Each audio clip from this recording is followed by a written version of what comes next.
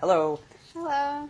It's Roy and Izzy. So I got Izzy today. So somehow I talked Izzy into doing this Facebook Live with me. There's some bribing involved. I'm sure there was probably some bribing, right? Twisting of arms a bit. So, but Izzy works here at Delphi. She's another one of our many creative instructors and store employees. Mm-hmm.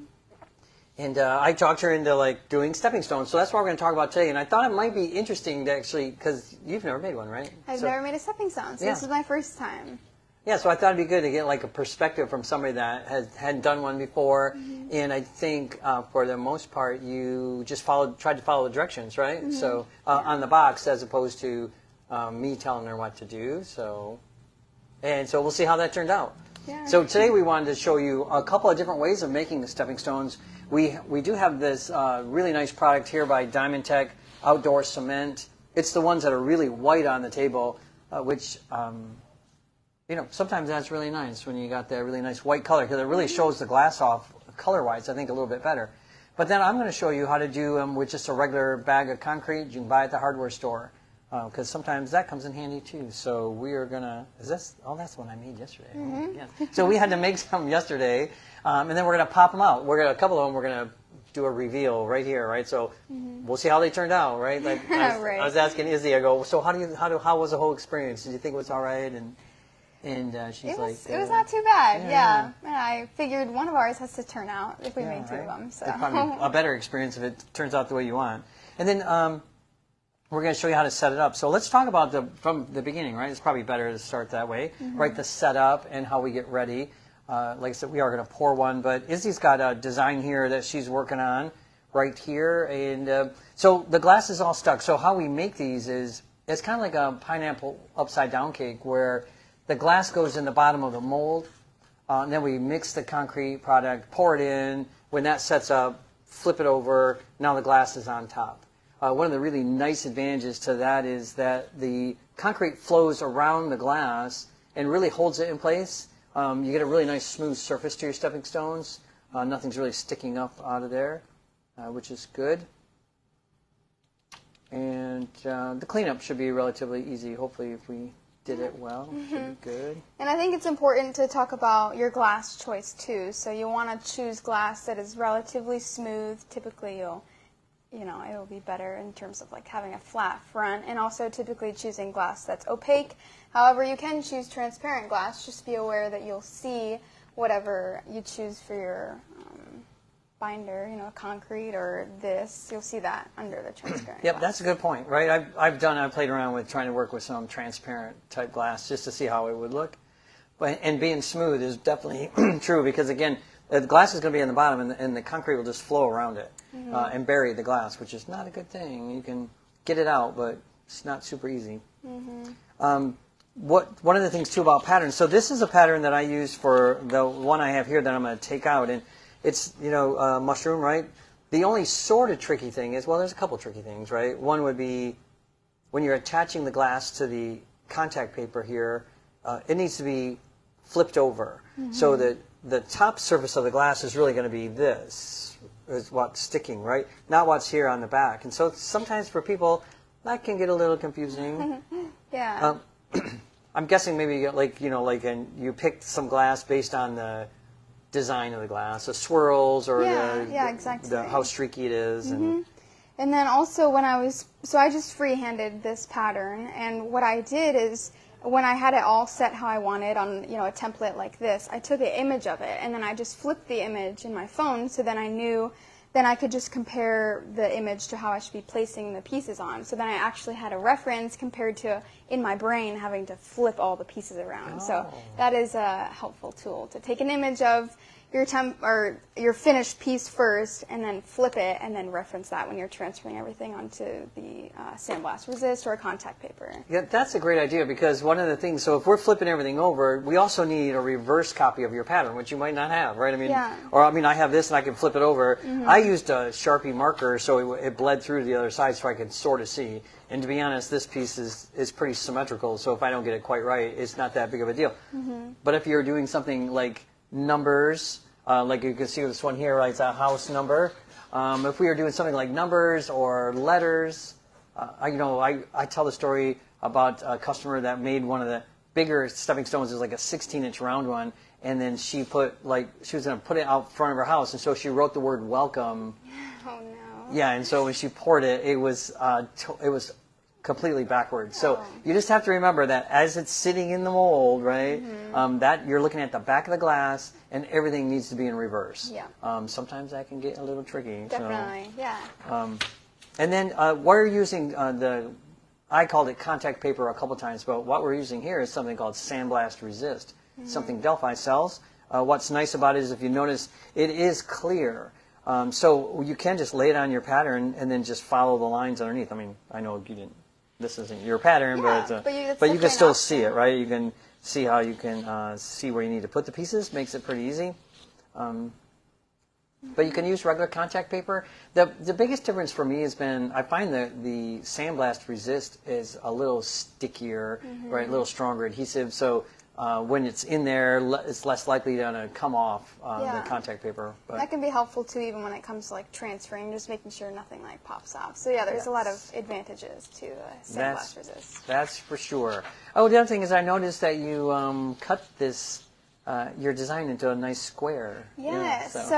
For someone enlightened me that you should cut it to a definite shape rather than trying to cut it exactly like around your piece and having all these like ununiform edges. And the reason for that is that you'll get a better outcome in the end. So here you can kind of see the line where they had like all of them is a line, and it's just it's more discreet. It doesn't create, you don't have like this weird outline on your piece.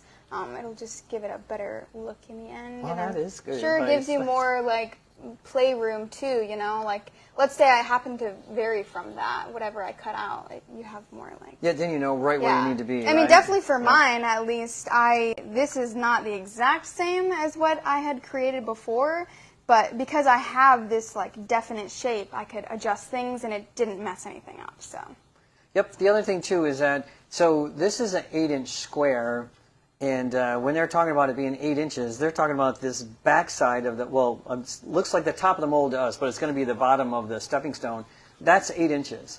And if you look at the sides of it, they're tapered slightly so that it pops out easier. And because of that, the bottom here of the mold is only like 7 3/4, I think. So you don't want to have the glass go all the way up to the edge is the point. Right. So you want to back off. You'll notice that all of these examples we have here, we're not all the way to the edge because then you get a really weak edge, and the concrete can crack.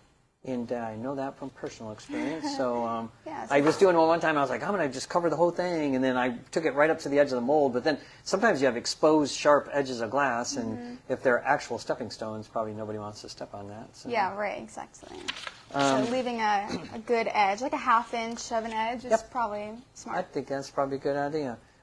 So the other thing is... why don't you talk about yours then real quick? So the one that I made here that we're about to pop out in a little bit, I actually did partially as a fused piece. So something about stepping stones is that you have a lot of like freedom as to what you do. You can either cut glass free-handed, you can use pre-cuts, you can also get colorant. We'll talk about that probably. Yeah. But for me, I wanted to do this little otter.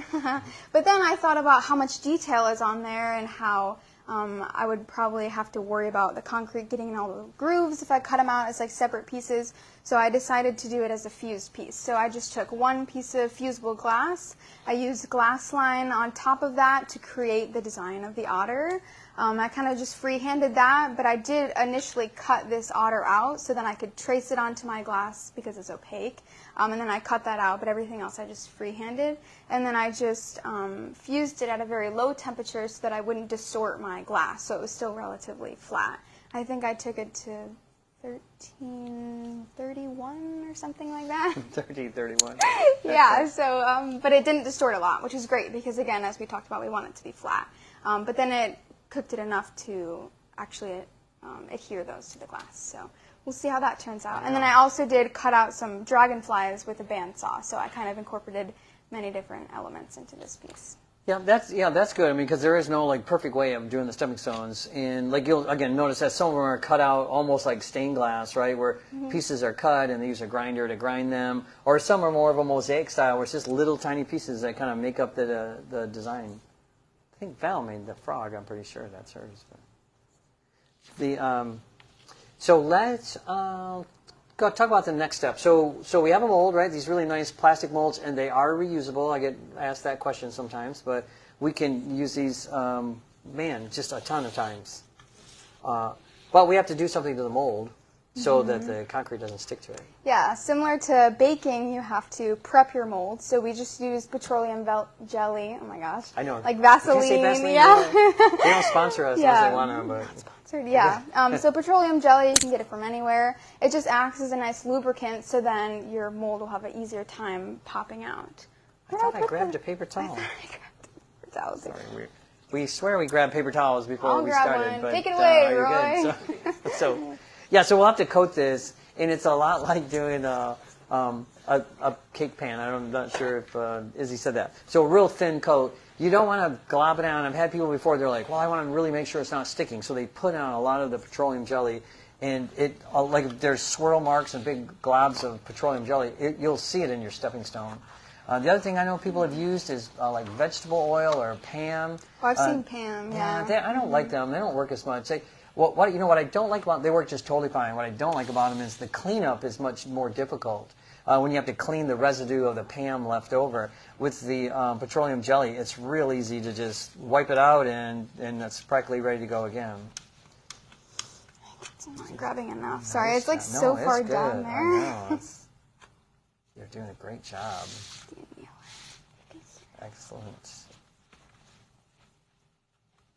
Yeah, so as he mentioned, you want it to be relatively flat, and then making sure you get like the edges and the sides. Yep, getting in the corners and sorry. just real important. The camera, maybe. I know we forget.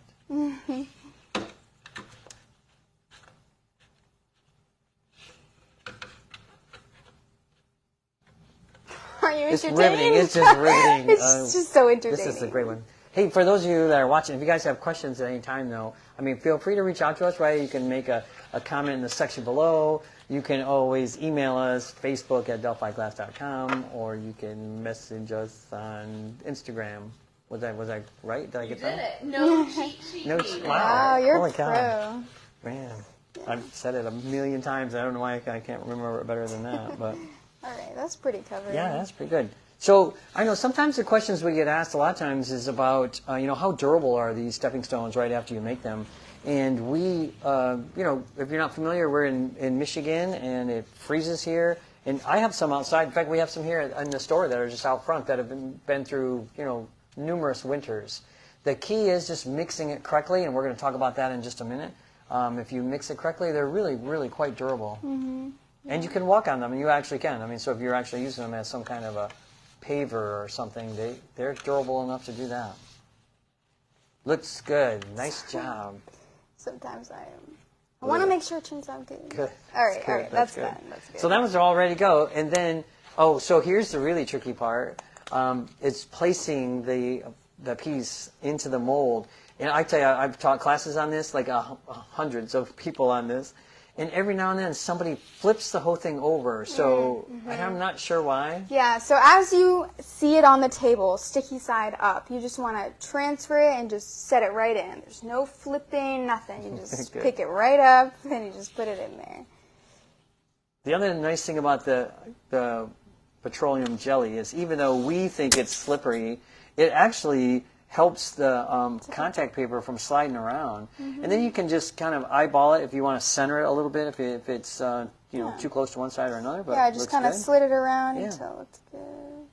That's pretty good. All right. Looks pretty good, right? Nice. So this one we're going to use regular concrete to pour this one. And I have a bag somewhere else, but I bought it at the hardware store, right? So what you want to buy is something called sand mix concrete. So when we talk about our sidewalks or the driveway and we say it's made of cement, it's really made of concrete is the ingredient, the product. So if you're going to, again, your local hardware store, one of the big box improvement stores, and looking for a bag, you want is a bag of concrete. And it comes a couple of different ways. Sometimes it comes in something just simply called a concrete mix. Sometimes it's called a gravel mix. Those usually have larger stones in them, and so I try to avoid them. You know, we're pouring at barely 2 inches, so we don't need to have big rocks in the concrete. Right. So we want smaller rocks in there, so they make something called a sand mix concrete, which has like pea stones in it that are like small, you know, like little tiny things.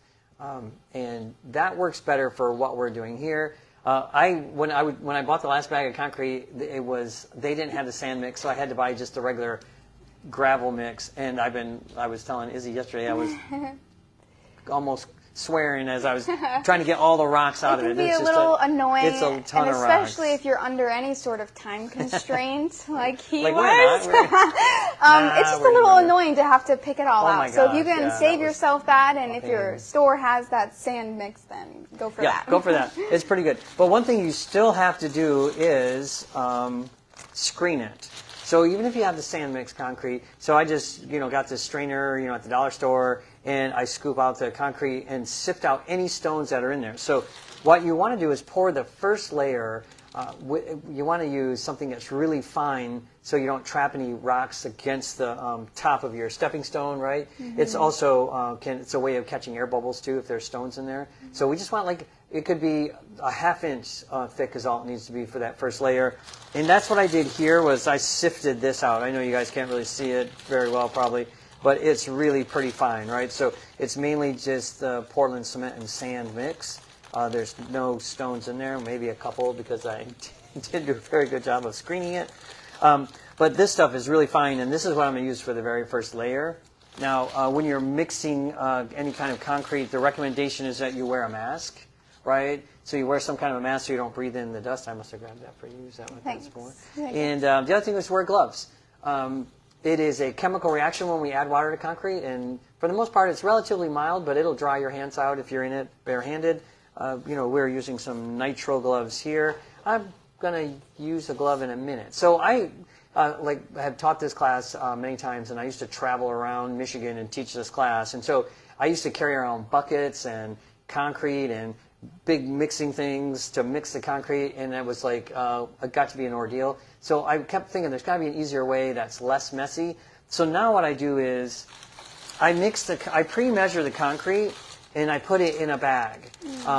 And then I'm just going to mix in the bag. So what that does is I can just close the Ziploc, and it will, there won't be any dust getting in the air. I'm not going to touch the concrete with my bare hands. Mm-hmm. It's going to be a lot cleaner. Again, I don't know if you can see here. So this is the concrete mix, and you can see there's a lot of rocks in there, really a little too much. But as I mentioned before, I'm going to use this stuff I've already screened for the first layer, so it won't matter. And I think I might even add some of this into that to kind of make it look a little bit better. Yeah. So, that's what I wanted, was a bigger Ziploc bag. Oh, is there one over there? Yeah. Could you grab one for me? Sorry, one reason why we were a couple minutes late getting started, as always, was we're just scrambling around trying to grab all the things we need. Thank you very much. That was so helpful. Oh, and something I learned yesterday was to choose a slightly larger bag than you might think you need. And the main reason for that, well, there's two reasons, I guess. You'll have an easier time mixing, but also if the cement gets in the little part where it snaps, it won't snap. And then you just have to hold it or clip it, and then it might get everywhere. So also prepare your station with some brown paper. Oh, sorry. Again, that's fine. Yes, and you know that from personal experience, right? Yeah, right. So I'm just sharing, my experience with everyone. Yeah, I know. I felt bad. I saw her struggling with it yesterday, and I was like, I should have recommended a bigger bag. It wasn't towards the end. That would have been a little we bit got easier. through it, so it doesn't matter. So if you're curious as to the mix, so if you're buying the white product here, it's on the side. It tells you use this much.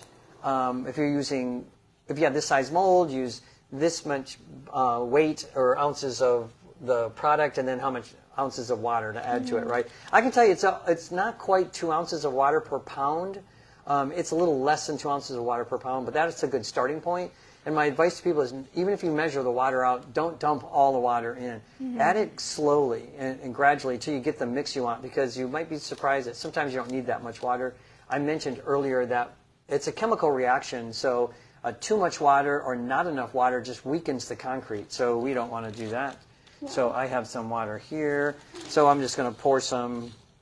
This was another little trick that I didn't tell you about too, was pour some in the corners of the bag, water in the corner of the bag, because that's where the powder always goes, and then it's hard to mix. It's hard to get that to mix in the corners. Sorry. I wasn't very helpful. No, I mean, I wanted Izzy to have the whole experience, so just doing it without. But of course, these tips can just make your time easier. So yeah. But yeah, always start with less water, and then you can always add more, but you can't really take it away. So. No, you can't take it away. And if you make it too wet, again, it's not rocket science, right? So you can just add more powder. I mean, just add more of the concrete. I don't have anywhere near enough water here, so that's always my problem. I always err on not enough water, because I don't like it when it's real soupy. Now this first layer, I am going to make this a little wetter, mainly just so it can flow well and get in between all the gaps that Izzy has in her design. So I'm just kneading it, right? I'm just kind of just using my hand. I was kind of just getting it to mix up. What I'm looking for here is, I know it's hard to really say. I used to say pancake batter, but then as I say that, people are like, well, I like my pancakes batter really runny, and so I don't use that one anymore. I used to say like a milkshake, but then same deal. People are like, I know, that's a little too watery. Yeah. So I don't know. Yeah, I think pancake batter is still a good marker. Yeah, I don't know. Someone told me once a brownie batter, but I've never made brownies, so I don't really know what that looks like. So I can't really relate to that. Right? Yeah. Tell us. Well, something I noticed too is if you have too much water, you'll either see it on the bottom, or as you're mixing, it'll be coming up on the top. You'll definitely see so if you can ever see excess water, that's definitely a key that it's too watery. Yeah, so this is not bad. I'm going to pour it out so you'll see it better. I think once it's out of here. Again, if I thought it was too wet, I would just add a little more powder to it to get it. So I am going to use a glove, because I'm going to, at this point, I'm going to move this stuff around. And I want to, it's almost like grouting. So I got to try to get out as much as I can. Also, especially at this point, you notice it's not super runny. It's not filling up the space of the container. So that's another good way to kind of tell the thickness. Let's move that out of my way. So then I'm going to come in here and just kind of move it around. So one of the things I often do is I go to the corner first. And then what this does is, it will keep, in case Izzy did a great job of cutting her contact paper, but sometimes if you cut a little small, it'll start sliding, right? Especially if you're down in here with your hand. Someone said hummus. Oh, Elizabeth. Thank you for that, Elizabeth. Yes. Wow, right. Wow, that's great. All That's right. a great one. Hummus. Hummus, I like that. I got a rock in there. Sorry. I didn't do a very good job. So first, like I said, I start out here just so in case it'll minimize the sliding. And you'll see here, what I'm going to do then is I'm padding more here than anything else, because one thing we don't want to do is disturb the pieces that are on the contact paper or the sandblast resist in this situation. But it's almost like grouting. I will actually at times come and do this and move some away to see if there's gaps in between there, right? Forcing the this mix in between the layers. What this is going to do is make your cleanup a lot easier, because there's always some trapped air somewhere. But if you can kind of slide it around and see, like here was an air bubble there, and I didn't see it till I started moving it around, and now I can go in with my finger and just kind of cram some of this topping mix, is what I refer to it as. And so if this was the Diamond Tech stuff, that white cement, we would do the same thing. I recommend that you mix up a small amount first, and then also, even though you're not going to screen that because it doesn't need to be, it's so fine. Yeah, I don't think it says that on the directions for this one, but it is still, a recommendation. I would do it. So, yeah, helps with air bubbles and. So then we're just going to keep working this around, kind of force all that stuff in. I even at this point will do a little bit of tapping on it Sometimes I just come and tap along the edge like this. What that has a habit of doing is just help settle it a little bit. And if there's any really big air bubbles, hopefully it'll get them moving so they can kind of get out of there. We are going to tap on it again here in another minute. But that's it, right? That's all you really need to do for that first layer. And then I'm going to mix up the second one. Now, the only thing is you just don't want to wait a long time between this layer and then the rest of the concrete, right? I mean, I wouldn't go to the movies and then come back and try to do it, right? As I mentioned, a couple times now, it's a chemical reaction. So as soon as we added the water, the concrete's starting to set up. So we got to keep moving. I don't need this glove at the moment. So. Ron is asking the reasons why you don't just mix in a bucket. Seems like too much hand work. Have made many just by pouring cement from a bucket into the mold. I guess it's just a matter of opinion, right? I mean, yeah. I just personally... you can do that. I used to do it all the time. I did it for years, just doing it that way. I just like doing it this way. I find it less messy and less, as I mentioned earlier, so the concrete contains Portland cement and silica, right? Sand. So two powders you really shouldn't be breathing in. So mixing it in a bucket is a great way of getting it airborne. And so in here you can see it all contains pretty well, and I don't have to worry about that too much. So. Also, I was doing this, as I mentioned earlier, I was traveling around and teaching people how to make these in classes, and it was just easier for the students. I could, give them a bag, give them the stuff, give them a little water, they could start, kneading them. But you could easily do it in a bucket. What I used to do actually was buy a paint mixer. I don't know if you've seen these before. They're for like mixing like a 5-gallon paint. It's a paddle, a small paddle that fits in your drill. And then I would use that when I was mixing up, like 5 or 10 pounds of concrete. Because again, doing that by hand wasn't super easy. They do sell concrete mixers that fit drills, but they're big. They're like if you're trying to mix up 40 or 50 pounds of concrete. So anyway. Depends on how many you're making. Yeah. There we go. It's the corner trick, right? I always pour water in where the corners are at. Totally. So, again, it's about, a little less than 2 ounces of water per pound or per cup. So if you're measuring like I was doing earlier, right, it's about the same. A cup of concrete's about a pound. It's really pretty close. Now, if you are using colorant, is this the stage that you would add it in? Oh, yeah, that's a great question. Yeah, so we got these really nice colorants on the table that are great for grout or concrete, and this is exactly the point where I would add the colorant, right? So, like, there is the colorant people give you, it's a recipe. I can't remember off the top of my head. 1 teaspoon per pound or per 8 ounces, or I think they tell you, like, if you want it to be, like, light, normal, or, like, very rich in color, it gives you all the measurements for that. Yeah, this is a little dry. So what I'm looking for something very specific, visually. I want something that is, I say packable.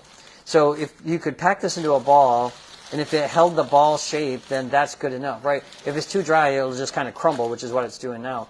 If it's too wet, it won't stay in the ball shape. It'll kind of ooze back out. So I need just a tad bit more water.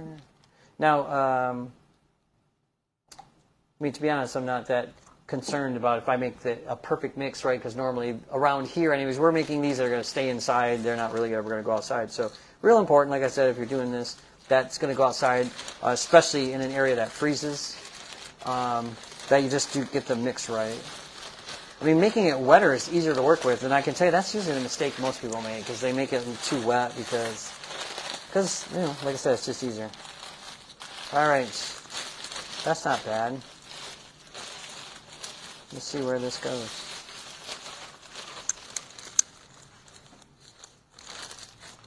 I'm going to put a glove on again.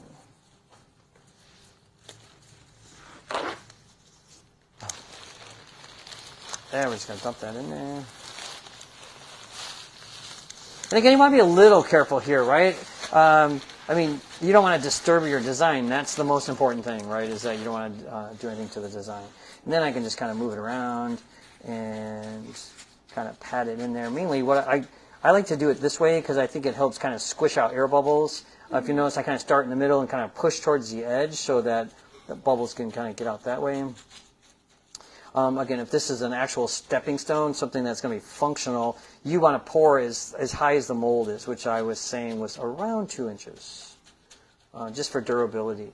And I know it looked pretty dry when I had it, right? I mean, it looks kind of a little too dry, but you'll see that as we work it here, the excess water is going to come to the back. And also, if you remember, I made the first layer probably a little wetter than I normally would, and then that excess water starts working its way up through the stepping stone also. So it doesn't take long for it to start looking like it's a little, almost too wet, but there we go. I have a little concrete left over, but I'm not going to put it in. Well, this will be good enough. So, all right, I just kind of pat it a little bit at first. Like I said, just kind of level things out. You can see just this working it as excess moisture kind of comes up. The next thing we want to do is tap on it. And so you can do this a wide variety of ways. One thing you don't want to do is wrap it, right? I guess sometimes people that bake cakes say they will wrap the pan on the counter so you can try to loosen up some air bubbles or get rid of them. At this point, we don't want to pick this up and move it anywhere. So the good advice is when you're pouring it is to leave it right where it's going to set up, because if you pick it up, this is plastic and the bottom will flex, and then you run the risk of the concrete kind of sliding underneath the design, which I can tell you is a nightmare because you have to chip out the concrete to get to the contact paper, and not good. So anyways, so I usually just tap on the side like this. I know some people find that annoying. If you have like, those of you that are glass people, sometimes the running pliers, they work just totally fine, right? You can just kind of tap on it with a running plier. Sometimes I tap on the top, but usually I do the sides for a while, and then all I do is just rotate and do the other side. And then the question is always, well, how long do you do this for? I think on here it says 1 to 2 minutes. But I think yesterday you and I both did like 3 minutes. Yeah, it was a little bit longer than that. Yeah. I say do it until you get bored, which for me is like 22 seconds. And then I'm totally done. You might have a few air bubbles. So what does it matter about air bubbles, right? A couple of things. One is it weakens it, right? I mean, if there's a lot of air bubbles in there, it could potentially weaken it. The other is probably more cosmetic than anything, right? So there'll be divots in the surface when we get done if there's air bubbles, which we're going to see on ours here in just a second. And so just keep tapping on it, tapping on it. Oh, the other thing I like to do is, the term is called screeding. So it's S-C-R-E-E-D-I-N-G. And screeding is just, so I'm going to take, this is just a piece of glass I have that it's got a straight edge on it, and all I'm going to do is just come across the back. And again, this is something that, for the most part, tends to be more aesthetic than anything else. But I'll tell you that one thing I've noticed is that since I've been doing this, I find the back, especially like the underside corners, to be a little firmer and less likely to crack and break off. So, it just looks better. This one's got a few cracks on it. Yeah, you can see some of those that have a lot of air bubbles on the side, right? Especially like this frog one. It's just because we didn't take the time to tap on them because, like I said, it's kind of boring. But, like this one, I didn't see any air bubbles come out. Oh, there's a couple. Yeah. You can see one down here, right? That one's coming out. There was a couple that popped along the edge. There's a couple little tiny ones there. Now, this needs to set up, we say overnight.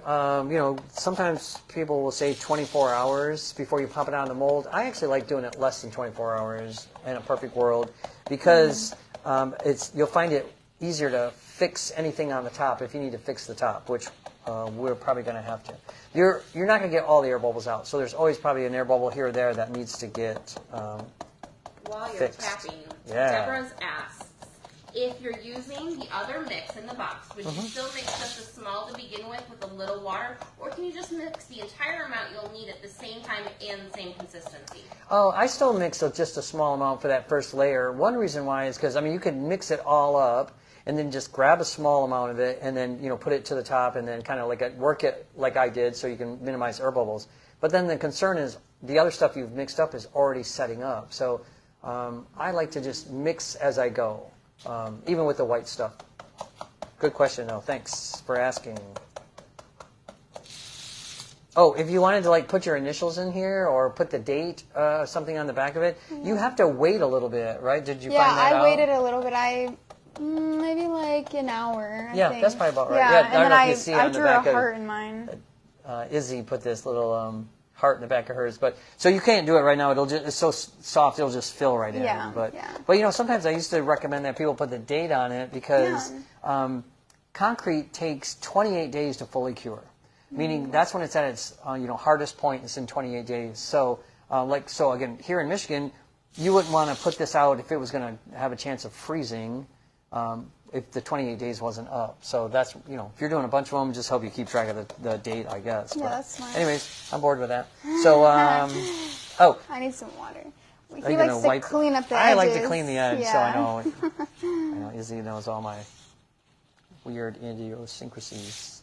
I like cleaning the edge. I just think it makes it one less thing I have to deal with later. That's true, Or yeah. get, Well, or, it's at or least get on like my hands or wet. something, which I don't like. Yeah, Yep, it looks that's it. nice. So we're gonna sit around and do this live for 24 hours while this sets up, and then We're camping in Delphi. Nice. sounds like fun. So then again, the setup is you want to do this ideally in a controlled environment, right? Temperature-wise, I can tell you that 70 degrees is like the perfect temperature for concrete to set up, but we often don't have that. So if you're indoors, that's great. If you can let it set up indoors.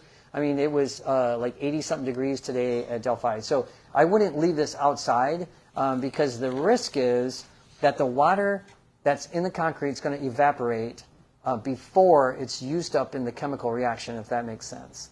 It's the reason why, I don't know if you've seen people pouring concrete and they will, sometimes they take a hose and they spray water back into it, right? Mm-hmm. Or sometimes they'll lay plastic over it.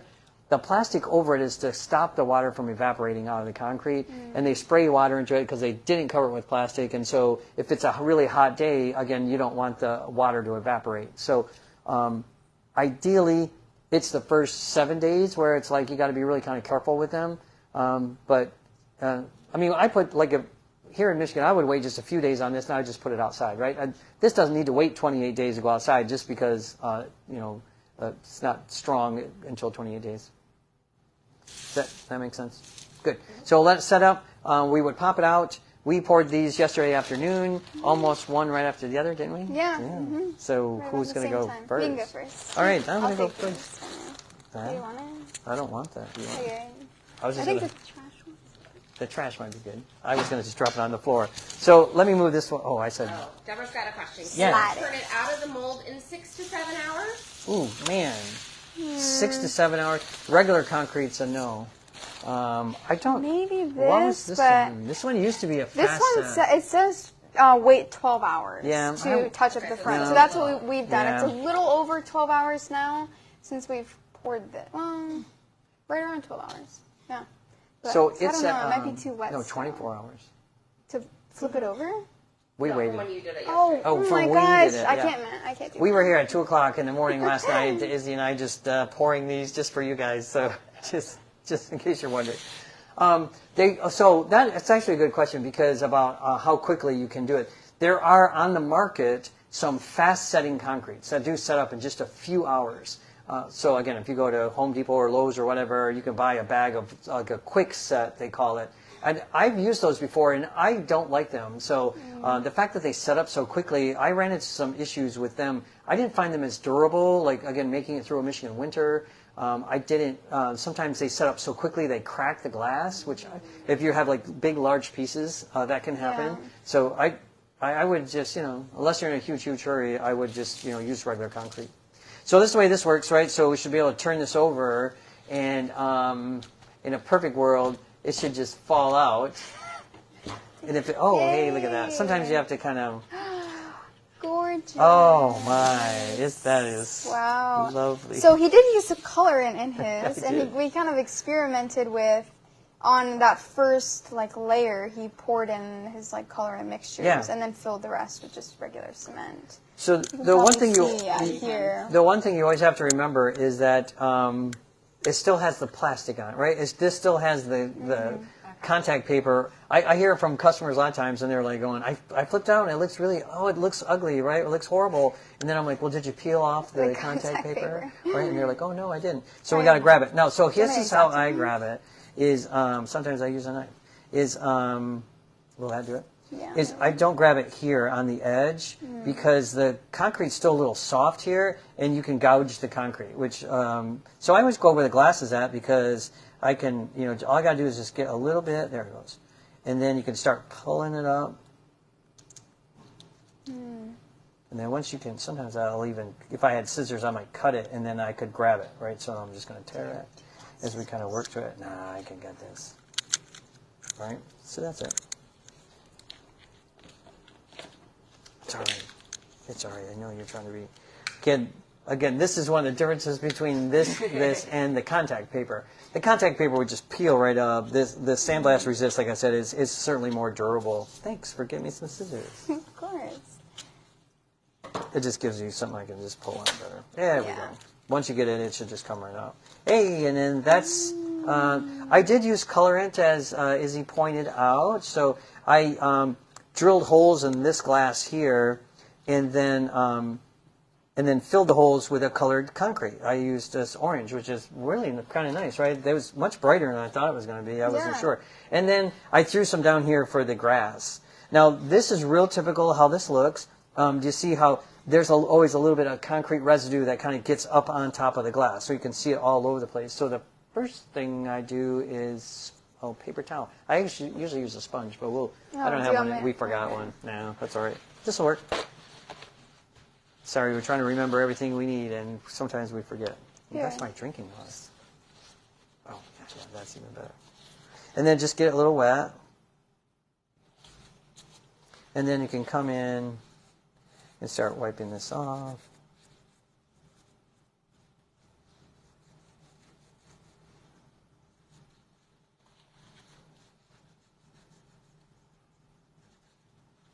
Just try not to stain all of it. Sometimes it's on there pretty good, and you have to. Oh, see, that one just came right off, right? Yeah, that's good. I'm surprised that this didn't bleed more. It actually it stayed. Well, that's why I wasn't sure, because I hadn't actually done this before, so I wasn't sure if all this color was going to bleed somewhere. It might have kind of bled around the backside of the glass over here a little bit, but not really that noticeable. Yeah, yeah, that's the beauty of cleaning it up, You can, if it's really kind of sticking there, sometimes, like I said, I'll use the sharp point of an X-Acto knife to just, I know we have these tweezers here that work really well, to kind of put that off. And you might notice that my glass is cracked. I cracked it when I was drilling holes. It didn't have anything to do with the stepping stone part of it. It just was me being impatient when I was trying to drill some holes.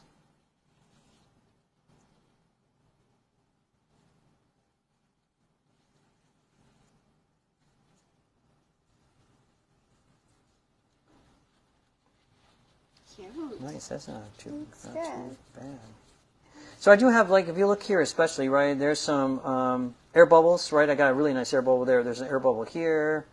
So I'm going to show you in just a second how we're going to fix that. But let me finish cleaning up some of this. Well, you clean, maybe Izzy can reveal hers. Oh, that's a great idea. She's like, get out of my way. Okay, so this is the otter. Yes. Yep, and this is with the Diamond Tech white cement stuff. Oh boy. You can't do it. Yeah. Oh, yeah, it popped right out. Oh, wow. There's a big air bubble. Yeah, I wonder what happened there. I don't know. Maybe someone was distracting me. Can I see the tweezers? Yeah, you want to use the tweezers. Cool, right on. Otter is so cute. He is cute.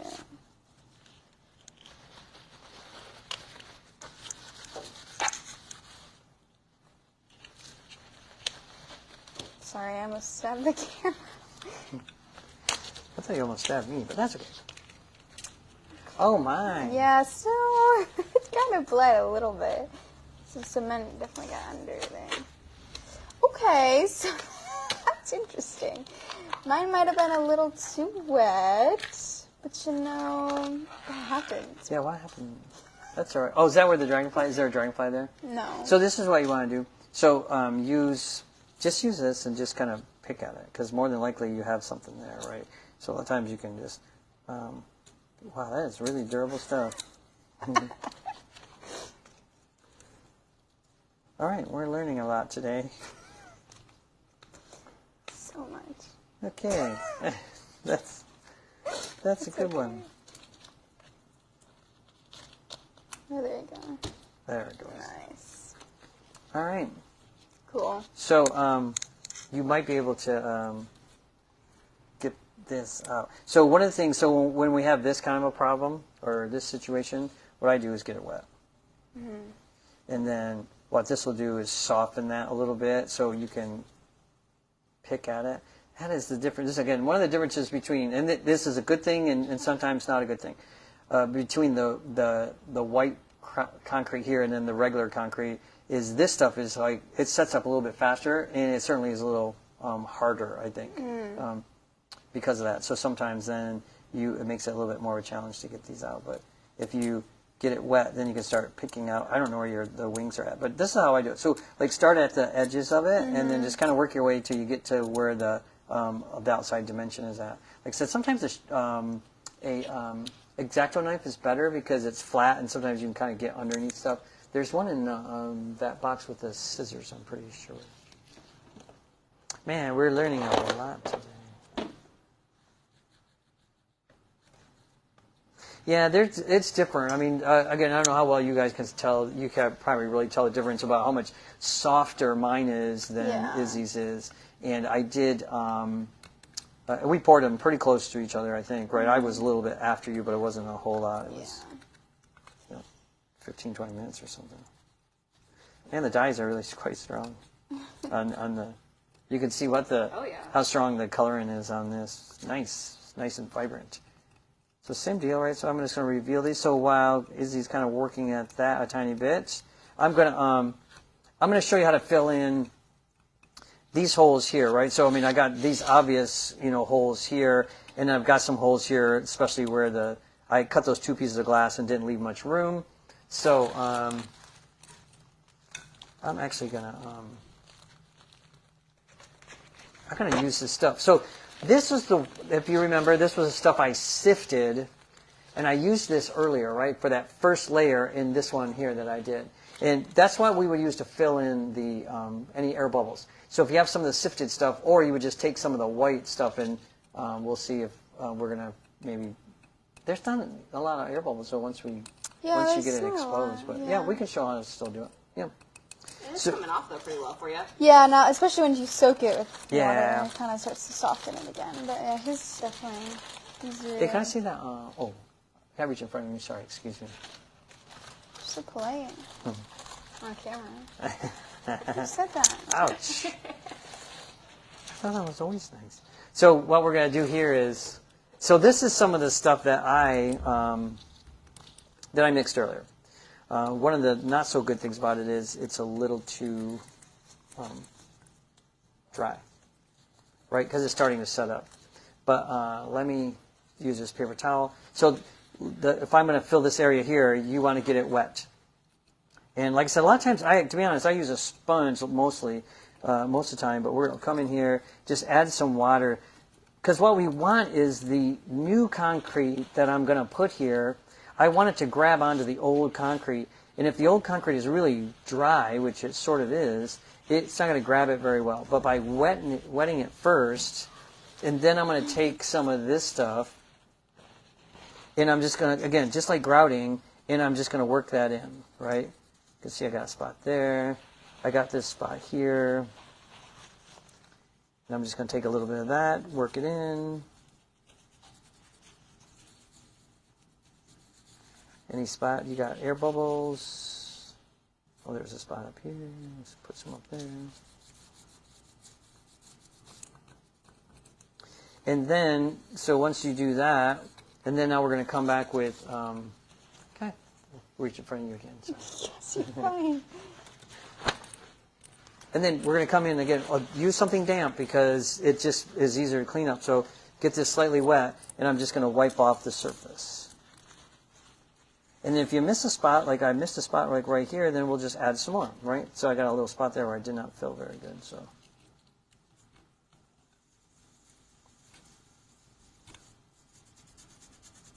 He's making great progress up here. Yeah, to be quite honest, I kind of forgot where the dragonfly was, so it'd probably help if I knew more, like where. So maybe take a picture of it. right? So then we can come back in something damp and just wipe that off.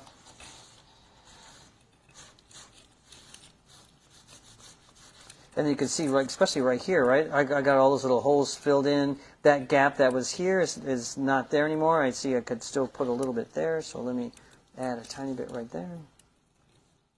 And then, like I said earlier, I would wait, no matter what the weather condition is outside, I would wait a few days before you put this outside. And usually what I mean by that is like 3 days, 3 to 5. I think the concrete people recommend like 7 days if you thought the weather was going to be kind of weird. Meaning too hot, too cold, raining too much.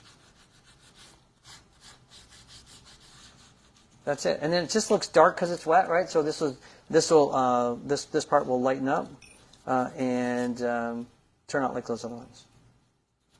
Okay, really quick though, let's talk about the sea turtle. Oh yeah, the sea turtle. So the sea turtle I made that one a few years ago, and what I did was something. You'll notice that there is this glass is really rippled, and these are rounded. So I actually put a little sand in the bottom of the mold, and I placed these into where the sand was at. And then, is that how we got the texture too? Yep, and that's why it's got this little texture, because the sand was kind of holding it in place. The only really super tricky thing is that you have to have the contact paper also. So I put the contact paper down. I actually put the sand on the contact paper and then stuck it in. So I know it gets really kind of complicated. I haven't been doing much of those anymore just because they don't always turn out. You can imagine things move a lot and you have to be really careful. This is one where I got lucky, I guess, and kept it in place. But you can see where, if you look closer, you can see where I had the contact paper, right? The line here is where the contact paper was. And then you can see this outline was the sand. I just kind of piled it and put it around there. And then, so what you have to do is, the concrete does kind of flow around a bit, but because of the sand, you can just brush it off, and you have to clean it. So I get it wet, sort of like we're doing here, and I go at it with a toothbrush, and it reveals all those little areas. But, oh yeah, look at that. See, that's looking out pretty nice. Mm-hmm. Nice. I mean, your otter is super cute. And it looks like on the bee, if you can lift up the bee. Yeah. This guy has glitter in it. Yeah, so this is more colorant here, but the difference here is, I was playing around with, so the gray is the regular concrete, but I used some of the Diamond Tech white because it's brighter in color, and I add a little blue to it. And then somebody asked me once, they're like, can you put glitter in them? And I was like, I don't know. So I sprinkled glitter on the contact paper. Oh, and so that's what you're seeing here. And then so the glitter stays. I imagine if someone kept walking over this, they'd probably wear off the glitter. But one thing you can't do, well, I mean, you can do it, but is if you mix the glitter in with the concrete, you just covered all the glitter with concrete, and it doesn't reveal itself. So that's why I had to sprinkle it onto the contact paper, and then some of it stays on the contact paper, but some of it sticks to the concrete, like that. So, yeah, that was this one I was experimenting with a bunch of stuff, right? Using the Diamond Tech, that white stuff with also regular concrete. And you can see it holds up. This is probably 10 years old. I mean, granted, it hasn't been outside a lot, but still, it's holding up really, really quite well. Awesome. Well, we'll be sure to put these outside in a few days and share a picture, too. Yeah, we'll have to do that. So, but otherwise, I mean, we're just going to, Izzy will be here. Just scrape it away. So I'm almost done. Yeah, she's almost It's just done. this one But the painting is great. So one of the things I thought when Izzy told me she was going to do this, I thought was great because what a wonderful way of kind of combining different glass techniques into one thing. Yeah. I mean, as she was pointing out, I mean, trying to cut this out by hand would have been like a challenge, like more than a challenge. So that's a good way to get a lot of detail, especially if you're a fuser and you want to try this. Yeah. To kind of use up glass you have, or maybe ideas that are already in your head, but then incorporate it into a different style of glass. So. Yeah. Or if you're not a fuser and you want to learn to become a fuser. Yeah, this is a I'm good sure you start, can definitely. Check out our videos, right? We have some videos. Oh, so many videos. On our YouTube channel. You guys did one not too long ago about enameling, right? We did do an enameling one not all that long ago. That is correct. So, yeah. Well, maybe check it out after this one. All right. Well, I think that's probably about it, right? Unless anybody's got questions. And if you have questions afterwards, again, feel free to reach out to us. Kaylee does a wonderful job of passing those questions along to us, and we get them answered. So, before we wrap it up, Deborah's asking, to finish it, do you use a sealant? Okay. Oh, I thought that might pop up. I actually don't use any sealants personally for a variety of reasons. So you want to think of sealants as being stain preventers. That's really what they do. They don't really make the concrete any more durable. And I can tell you that the sealers on the surface of the glass, they don't look very good. They look kind of gummy or hazy, which I think kind of defeats the whole purpose of using glass. Yeah. So my advice is if you are concerned about it getting stained or discolored, then you can seal them, but apply the sealer, wait about 10 or 15 minutes, let it soak into the concrete, but wipe it off the glass before it dries. And then if you do that, wait a couple hours and do a second coat. That way you know you're covering the concrete pretty good.